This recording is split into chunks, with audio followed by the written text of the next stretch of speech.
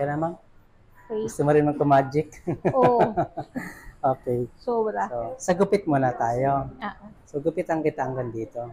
Remove na natin to kasi damage na to eh. Patong-patong na yung kulay. Okay.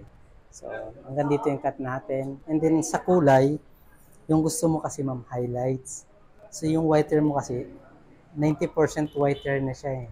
So, pag nag-highlights tayo, magkikreate ako ng blonde, magkikreate ako ng dark. So, pabalik sa dark yung buhok mo. Magkaka-dimension lang siya ng mga ash, ganon. Yun nga lang, yung whiter mo, kailangan natin siyang i-blend. So, yung gawin natin, balayage. Yun ang masasuggest ko sa'yo. So, yung preferred mong kulay, anong gusto mong kulay? Kung ano yung... Mas okay. Mas okay So, gawin ko dito sa buhok mo, yung roots mo na to, parang may pagka-lilac ash. Para pag nag-grow out siya, hindi ganun kalayo dun sa ballads na gagawin natin. Kasi pag nag-fade na kasi yung ballads, ganito na siya, mami. Mas light na siya dito. So, ito-tone down ko na lang siya ng ito-tone down. Okay, sana kung itong blend mo lahat hanggang dito na eh. Hindi na tayo mag-blitz, tone down ko na lang. Kaso nga lang, yan. Yan yung dark. Kailangan pa natin siyang i-wash out. So, gusto may pagka-ash, silver, ash, gray, ganun. Mga ganun. Sige. Kupitan ko muna, ma'am, ha? Okay. Thank you. Sino ka dyan?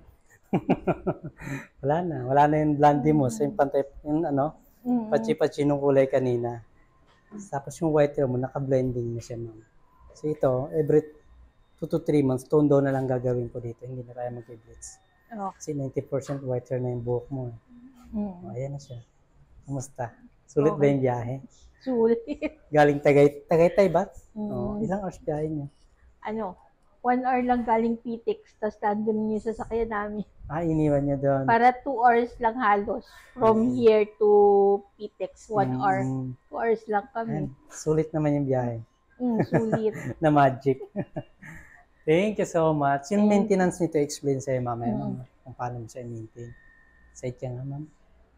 Ayan. Silver platinum na siya, ma'am. Oh. Thank you. Thank you. Thank you.